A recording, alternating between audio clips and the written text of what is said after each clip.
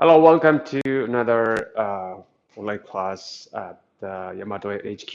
My name is Akira, it's me, and so we're talking about breakfast ramen, and that's like it's kind of counterintuitive because ramen has like strong image of like being for being like lunch food, like dinner food, but breakfast ramen like that's really happening in Japan, and like well, it was kind of surprising that like as I did my research, like ramen, well, this type of ramen has a long history, and I think we think like it's got like great potential for you guys to consider for your business. So I'm just going to talk about well, what is breakfast ramen and why it may be important for your business, right? And then how you can start offering both ramen in the morning as a breakfast and Naomi is going to make breakfast ramen noodles from scratch.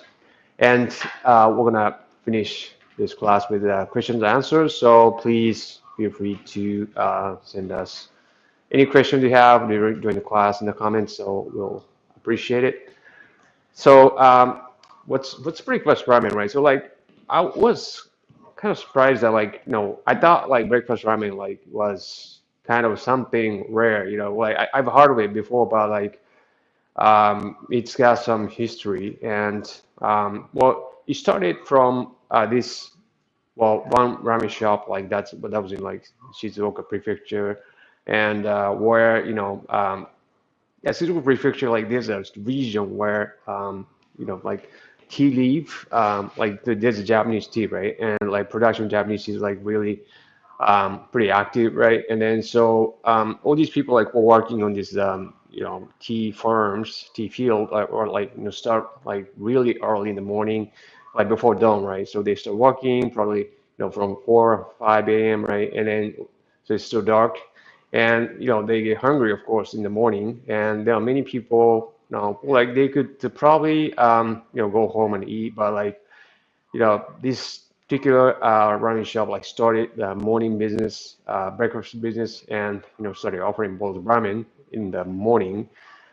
And as happened to be like this ramen shop actually was well started like 1919, so that's like almost like over 100 years ago, right? And so so that's the Shizori. So that's the well first ramen shop to start serving breakfast ramen, and like over time, like other ramen shops like saw that well there's a demand for it, and then well now I think we have like 25 shops in that region, well serving like a variety of like different bowls of ramen for breakfast, and there's another region that sort of like famous for breakfast ramen, and that's Fukushima Prefecture. And there's a famous this regional ramen. It's called Kitakata ramen. It's famous for this light soup and like high hydration noodles, and it's like curly noodles. And it's kind of same deal here. And then, well, they had a lot of like farmers, who start working from early in the morning, and then they're all like factory workers, and so they were already well, many ramen shops offering Kitakata's ramen on there, and then so they just saw like the demand, like the potential for business chance, and then they just started offering breakfast ramen. Right, so like it has some history. It's like it did not just started like well, 10 years ago, 20 years ago, but like they started offering these breakfast ramen like 60 or 70 years ago. So that it's got some history to it.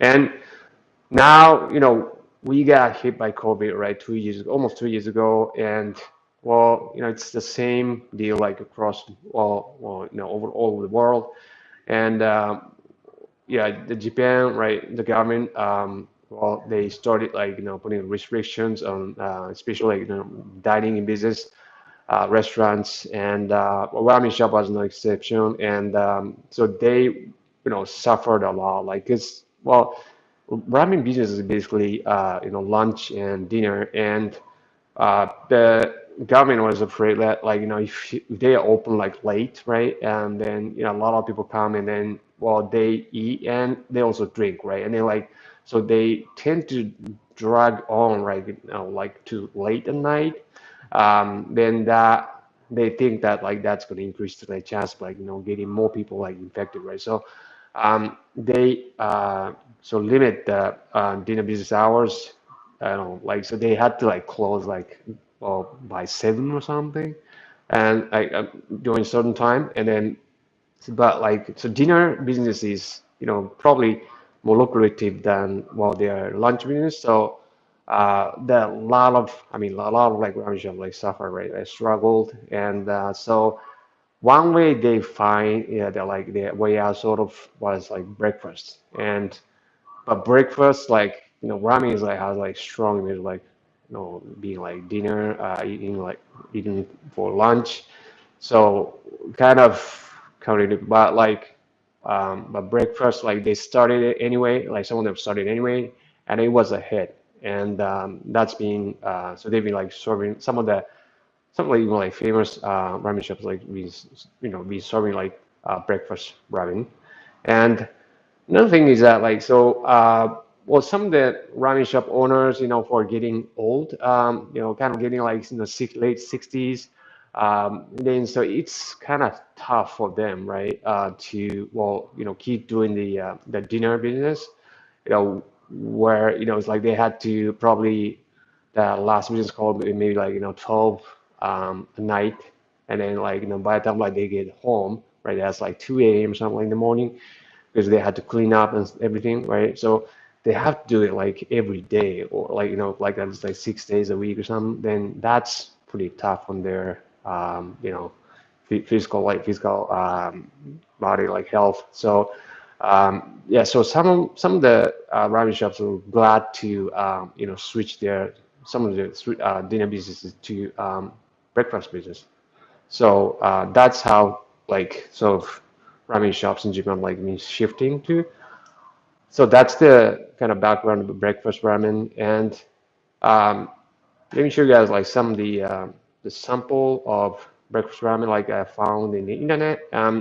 So this certain breakfast ramen is from this Ufushin ramen, like that's Miyagi Prefecture, and this happens to be our customer. And so they serve this bowl ramen like that's then it's very light soup and well that's made of like the fish stock, but like that's really I mean that's lighter, way lighter than the well the ramen bowl ramen that they serve for lunch, because it's breakfast and it like people don't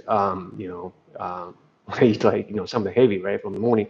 And they also serve like what's interesting here is that like they serve like this piece of tofu, like the homemade tofu, right? And that so like kind of some people actually well are happy to like eat tofu like in the morning, and then that goes well with this bowl of ramen that's really light. So they've been doing this breakfast ramen for a while, and then like it's been pretty popular. Okay, and this is another example. Like that's actually the ramen shop I was just talking about. So this is the first ramen shop to start like serving breakfast ramen. And what's interesting is that like yeah, it's called Marunaka from Shizuoka Prefecture. What's interesting is that like they serve hot soup noodle and cold soup noodle.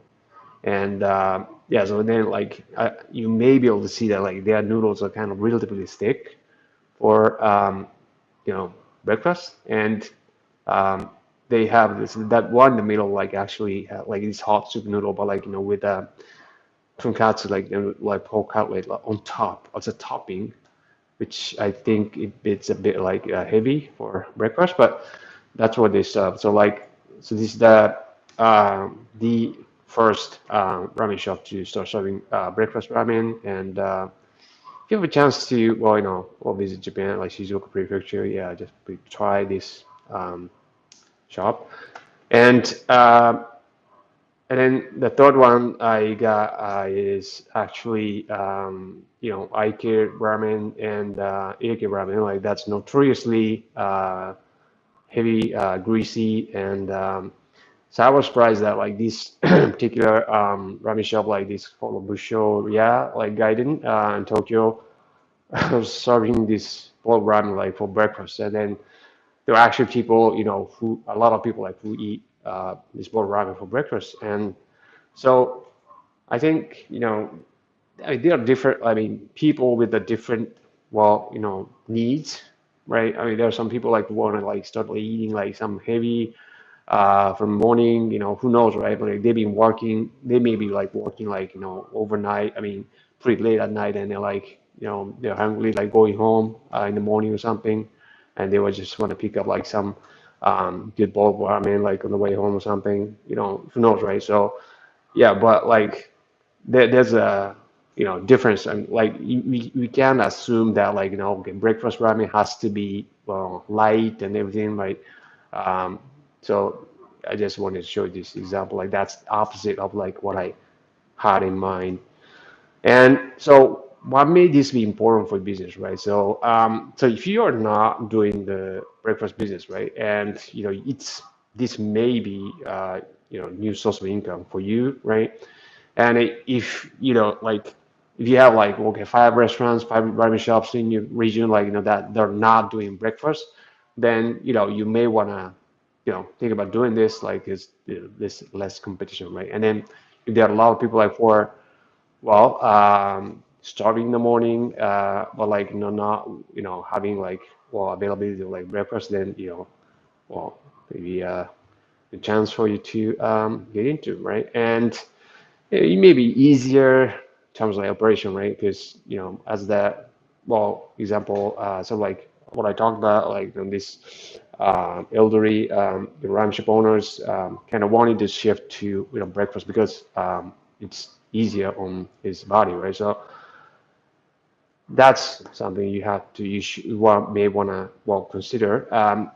So how you can start offering your breakfast ramen, right? So I think there are three things you should consider, right? Like when you're thinking about start offering your breakfast ramen, and so you need like create your breakfast offering, right, first, and then schedule the prep time and business hours because and then plan prepping. So let's look at each in detail. So create your of breakfast offering. There are three things you should think about. Like, so you target your customers, of course, and sustainability for you and your customers. And then items other than ramen. So see who are your target customers, right? So like maybe students, morning workers, maybe like family with small kids, right? Knows, right? And so when are they, available? Like when do they want to eat breakfast, right? 5 a.m., like 7 a.m., 9 a.m. What do they want, right? Some heavy, some light, some healthy, right? So like really depending on like who you're targeting, right? And all these things like you should consider when kind of well coming up with your what kind of stuff like you should offer, right?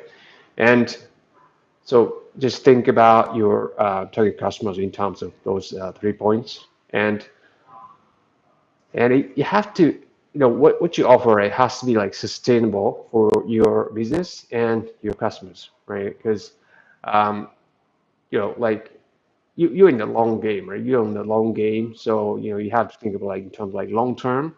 And so would you be able to like operate your breakfast business like 7 days a week, or maybe like 5 days a week, 3 days a week, maybe Monday, Wednesday, Friday or something?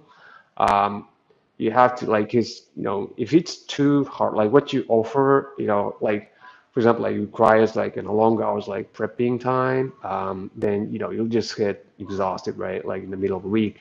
So just think about like so just your offering should be sustainable for business and for your customers, and again like think about long term, like, and then your customer, like you want your customers to come back, as frequently as possible, like within a week or within the month. So, well, what makes them come back, right? I mean, as frequently as possible to your shop, so that think about like your target customers, like what do they want, and like if they want like something healthy, then you should offer something healthy and then light, right? And then so that they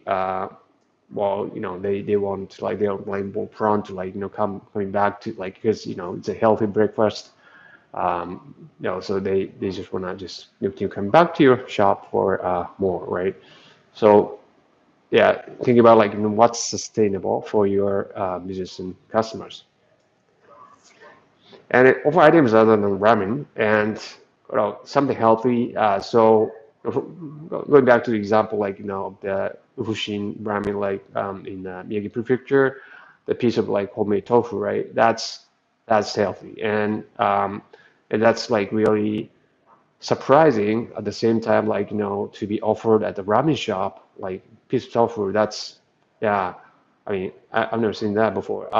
But and then something that complements your ramen, and it's like this piece of tofu, like I was actually really good like with that that bowl of ramen that they're offering, and so just whatever it is, like let's think of something that it's like other items, right? Like appetizers, small eats, whatever, something that complements the ramen. And yeah, you should probably like offer like also like beverages that your customers want to drink in the morning. Um, could be like cup of coffee, a cup of hot coffee, and or it's like tea, right? Like if it's coffee, then you might not have like many choices, but like if you're like his tea, right? Then you have like may have like a lot of choices, like 'cause well, not just like not just like English type tea, right? Like but like there's Chinese, like Japanese, like a lot of different types teas like that may be available in your region. So anyway, like some beverages that your customers want to drink in the morning, so that they feel like you know. Yeah, they want to come back for more. This is kind of like relax and um, kind of breakfast that they want to have like more frequently. And so schedule prep time and business hours. So yeah, back when like yeah you thought about your target customers like and then when they're out looking for breakfast. So when your customers want to eat, that determines your business hours. And then prep time depends on what you offer. So then like so when your customer's out like trying to find like breakfast, so that's that's what like determines like your business hours. And yeah, so then when there's not many competitors are up there for breakfast, maybe like they're like I don't know, like if there are like customers, like a lot of customers like looking for breakfast, like 6 p.m., 6 a.m., but then there's no restaurant at all like offering any type of breakfast. Then, well, if it's 6 a.m., and then you have to probably get up like four or something, but like that may be a sweet spot for your business. So business hours, like just well, yeah, determined by, of course, when your target customer is around. So preparation time. So it can be short actually, depending on what you decide to offer. And yeah, a good bowl of ramen doesn't mean that like it takes so much time to prep. And most components should be and can be prepared in advance. So yeah, actually a lot of components, right? A lot of yeah, the soup, toppings, everything like can be prepared in advance. So like you don't have to, get up like 3 in the morning and then like start prepping. Um, so that would just I think sustainability, right? Like you wouldn't be able to, like keep going like if you have to get up like 3 in the morning every day. Um, so plan prepping, right? So break down each components and think efficiency, minimize prep time, and prep as much as you can to focus on serving. And so it just it can be break down the each component like soup, noodles, topping, side dishes, etc. Right, into parts that need to be prepared in advance, right? So this makes production much easier to manage, and each component can be stored individually and used partially until it gets used up or expired. So, for example, like if you have like this dish, right, this bowl ramen, and then it needs like of course like soup, right? And the soup needs like base stock A, base stock B, and then tare, right? Tare A, tare C, tare D, and then the flavor oil like A and C and D, right? And so each of these part, right? Each of these part like can be made and stored individually, and then these last for quite some time, like in 2 weeks, 3 weeks, right? So you can make them in batch, right? You can make them in bulk at one time, and then like you can just use them accordingly, like just you little by little, like for each type of dish that you're gonna serve. So um, that's what I mean by that. And then, so you have an offering, right? And it's like you decide on offering, and it just break them down into, each of these components, right? So soup, like beef stock, tare, flavored oil, noodle A, noodle B, so on and so forth. And so just breaking down, right, into, small parts that you're going to prepare in advance. And so you do the production, and then as much as you can, right, in advance, right, in the prepping. And when you offer them, like you like sort of serving them in during the business hours, so you do the assembly, right? You do the assembly to order each for each order, right? You get. And I think efficiency, like so you can minimize prep time. And yeah, of course, like thinking about to the example like Eke ramen, that's yeah, take time, but like choose soup that does not take time to prepare.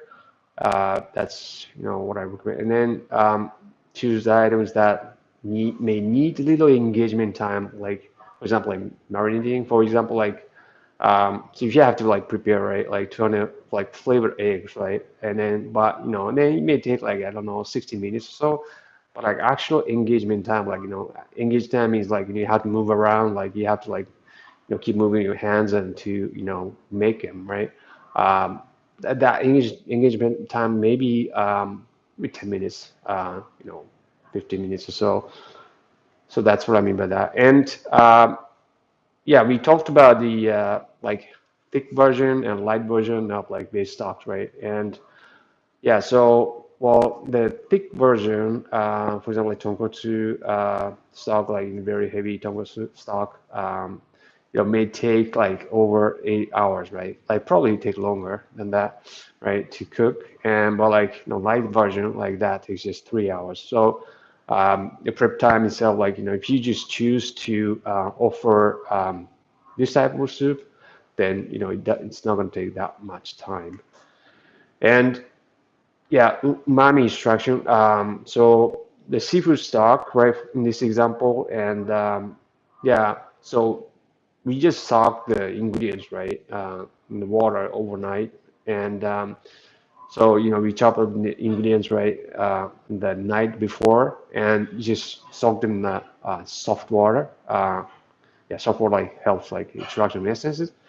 And so you just leave them overnight, right, in the fridge. And then like next day you come in, and then so most of umami is actually being extracted overnight, right?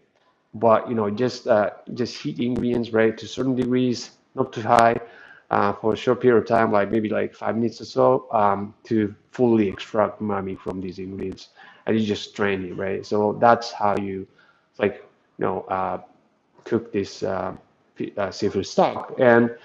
And then even if you like come in the morning and then you do the heating and stuff, like and the straining, just takes like probably 20 minutes, 30 minutes. So so you don't have to get up at 2, 3 in the morning, right? To prep in the morning. So And yeah, and then like prep as much as possible to focus on serving. Like so almost all items, right, can be prepared in advance, right? And or prep to the point where, little work is needed during the business hours.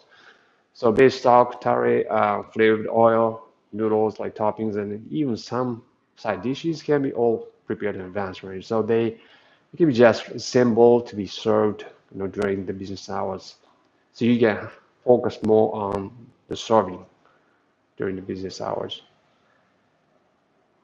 And so there are different types of ramen, and then all these types of ramen can be served as a breakfast ramen, and then of course like hot soup noodle, like that's standard one, and then tsukemen, right, dipping noodle, and mazemen, right.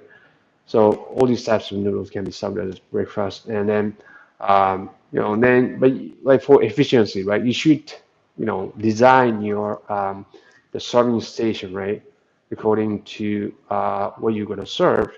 So yeah, so there's something like we talked about actually last week, and then that's something we've been teaching at online school. Yeah, online school that yeah Yamato.com, and then yeah, we just launched this online school just last month, and then yeah, it's been out for over a month, and then yeah, so we are now accepting this like applicants, and then and then if you sign up, you can actually sign up for free, and then you can just access to like some of the resources that are available for free of charge. And so yeah, feel free to sign up, and then we'll be developing these like curriculum into like the deeper and deeper, and having like more contents like not just production methods and stuff like that, like or but also like how to start ramen shop and everything, what you need, right, to like start up like ramen shop with a high chance of success. And it's designed for professional business startups and existing ramen shops. And you learn and actually start making your own ramen from scratch. And it's going to constantly evolve and update with some new and more contents. And you can learn as long as you need to master and start making your own ramen, and directly ask the instructors your questions, solve problems. So uh, yeah, so feel like now we accept an application, and so feel free to check out our online class, online school that Yamato.com. So okay, so let's start making breakfast ramen noodles.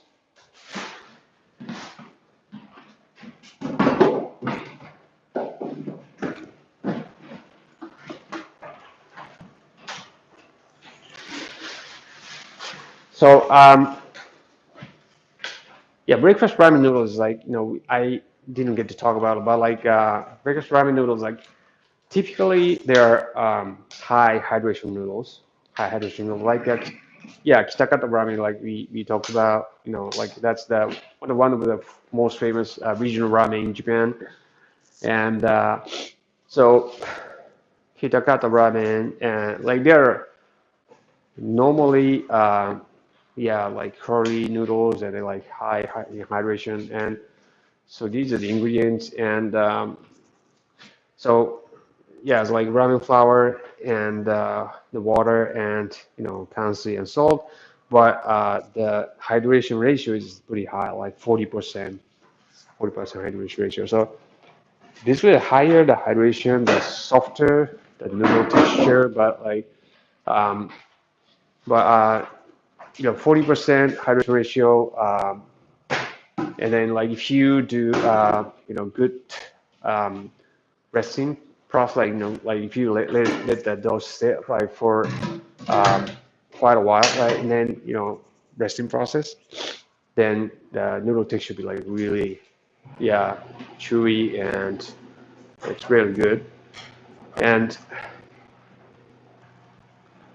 so while so she's mixing the flour, this mixing unit. Um, so maybe it's just storing the liquid ingredients, the calcium and salt, the water, right? Just making sure that like they are thoroughly melted.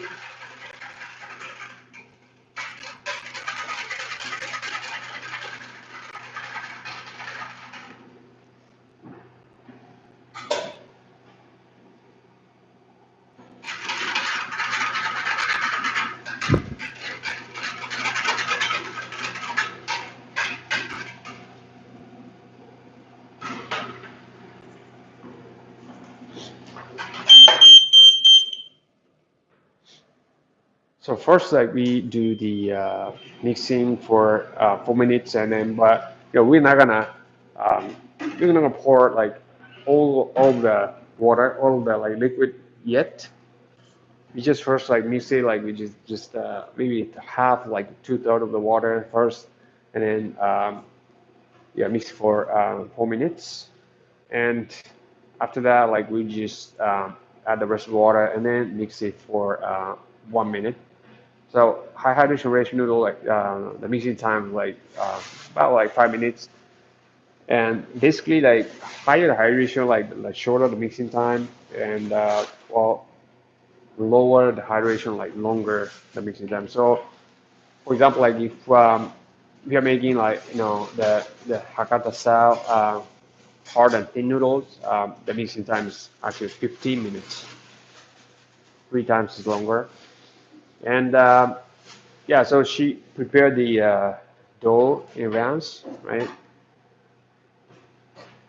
She prepared the dough in advance so that we don't have to wait for the mixing to be done. And so let's start going to the first process. That's the rough forming. We call it rough forming, and that means so we are feeding this dough, right? Crumbles dough into a set of rollers. That's gonna well, press this dough, right, and then force them into the sheet of dough, and we're just making like sheet, right?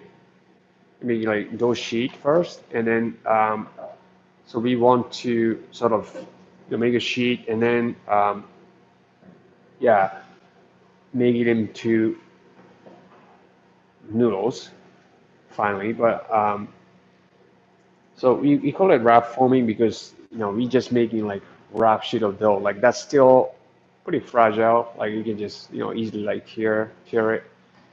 Um, so just constantly feeding it, but like um, yeah, once it's this like rolling pin set, it just automatically winds the dough.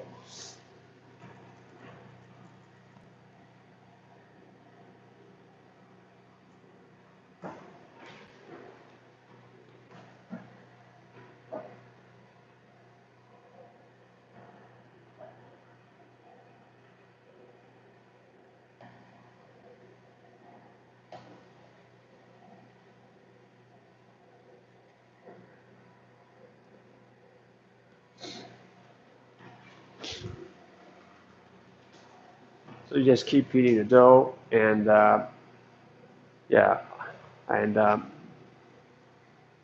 the size of the dough, right? Dough like crumbles dough is fairly big.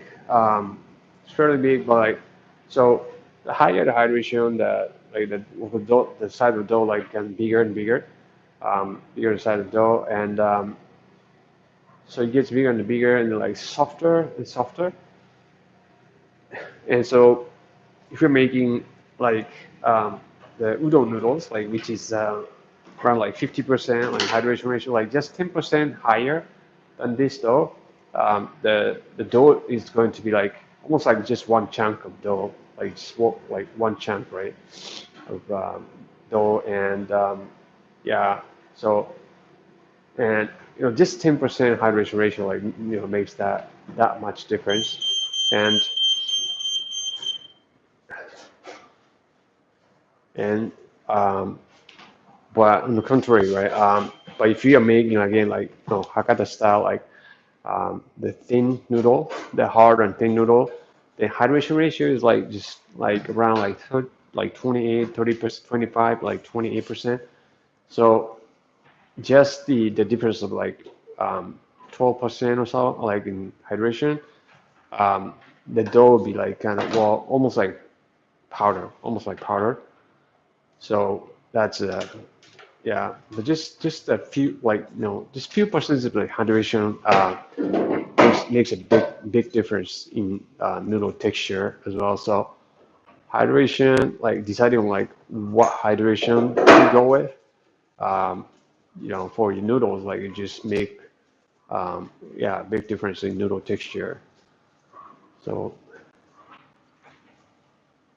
and after a raw foaming, what Megan is doing is that like she's kind of separating the dough into the two, right, and then combining them through the roller, and just call this process like combining process. And basically, yeah, we're making the dough stronger, and because that dough is still pretty weak, right, pretty fragile. So we want to make it firm, and by just putting two sheets of dough together.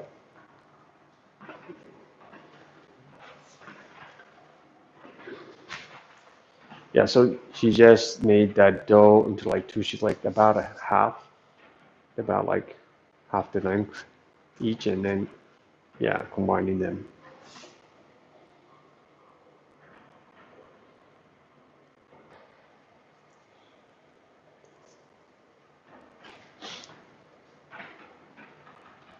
So this type of noodles, like high hydration rich noodles, are yeah typically used for either like light broth, light soup, or for example like the tsukemen, and well, because tsukemen, you're just eating noodles, so instead of like like hot soup noodles, so like that's they're in like hot soup, and then so they have this. It's like you sort of like kind of like have sensation like you're eating noodles, of course, but like at the same time like you're drinking the hot soup, and then but like tsukemen, right? Because you're eating like just kind of noodles themselves, and like with a bit of like dipping sauce. So the like if they are hard, then then it just be like really like just yeah, hard to eat, very tough to eat. Um, so the type of noodle like that's used for tsukemen, need to be yes, well soft and yeah, chewy.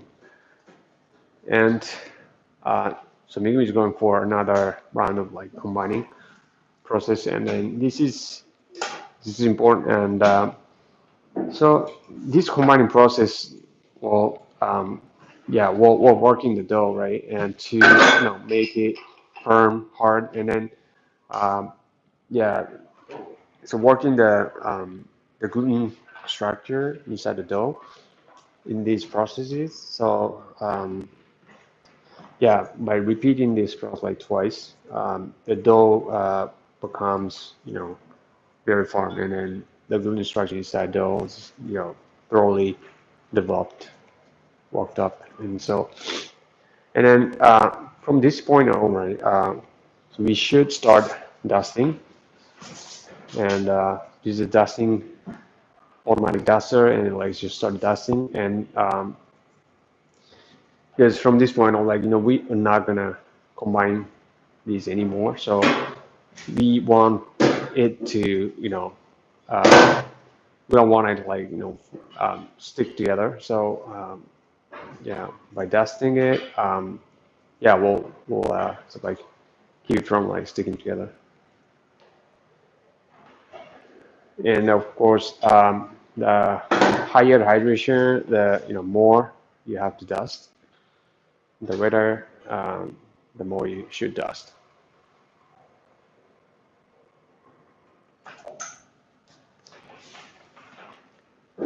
So combining process is done, and so what we have to do is just from this point on just thin it, right? Thin it to the final thickness, and we're gonna cut it, right? Cut it into noodles.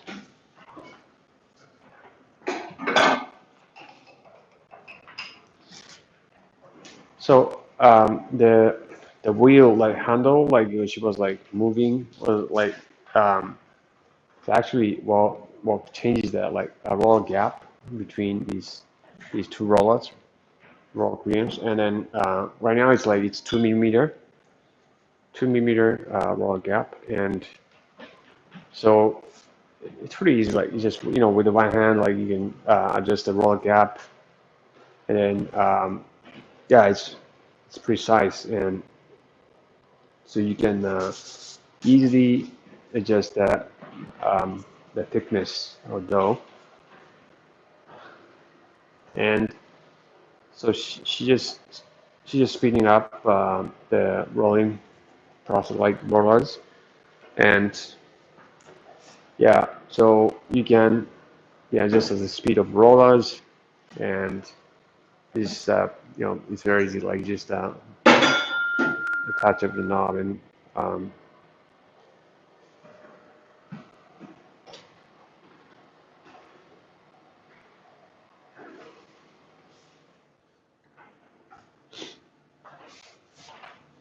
okay, so that was 2 millimeter roller gap, and speaking is going for another round sheeting, and that's set to 1.5 millimeter.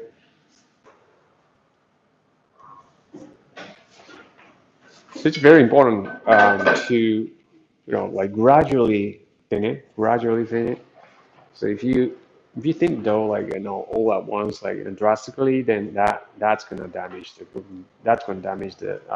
texture. That would that be like result in poor texture. So yeah, we wanna gradually thin it, like just bit by bit, and yeah, then like get to the final thickness, and then we're gonna cut it.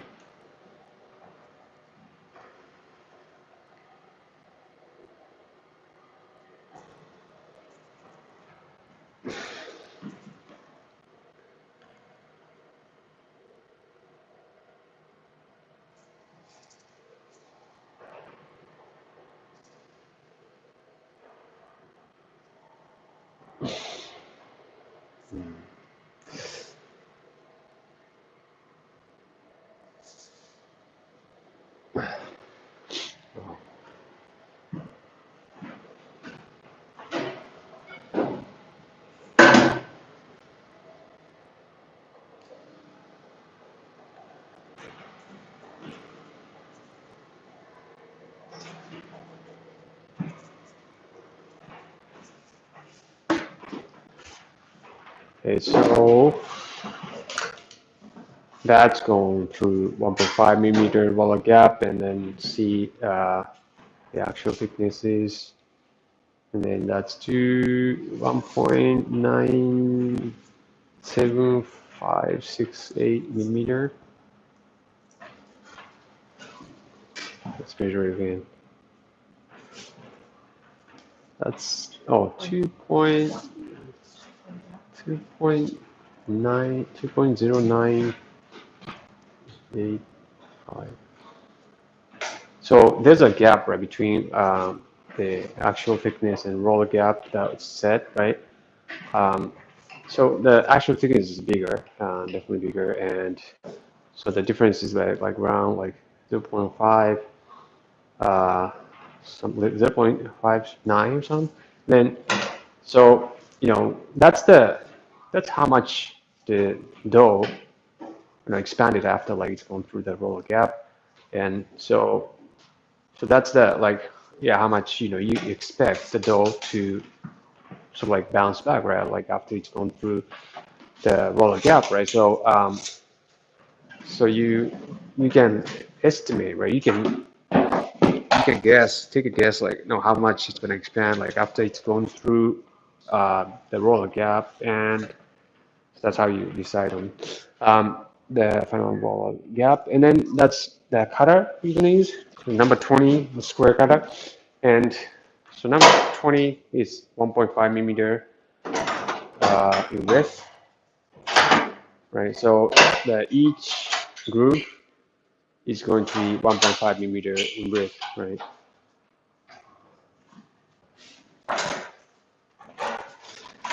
Yeah, by the way, like number 20 cutter, the number square 20 cutter is the most popular size, most popular cutter for ramen, and that's sort of like well, standard size if there's standard. Um, so let's start cutting.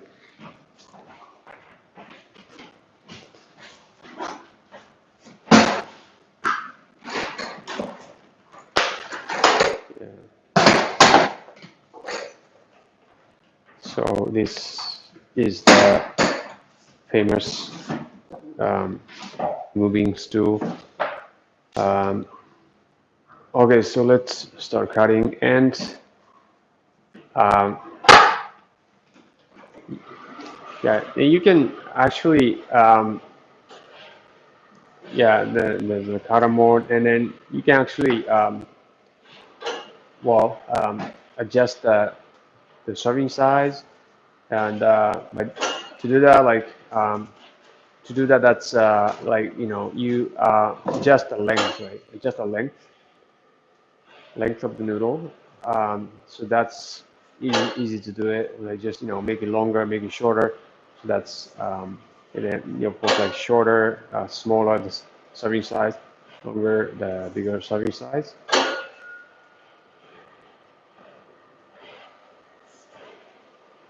And yeah, and these are straight noodles, but like of course like you can make curly, or you can make them um, flat as well. Actually, maybe like made like flat like curly noodles like in advance, so you guys can take a look at them after this. But so kind of really depends on your, I guess like your target customers, like if they, well, they're kind of like customer like read a lot, like, even from morning, like probably like students, male students like late 80s, late teens, um, you know, or like we don't read as much, right? So you want to, or like if they're kids, like if they're like the mom with like small kids, right? Then you might want to make it shorter for them to be able like eat, with ease, right? So I think like the length of noodle, like the serving size also sort of like depends on your target customer's needs. Okay, so that's a great breakfast ramen noodles, and then I forgot to mention that, but like it's this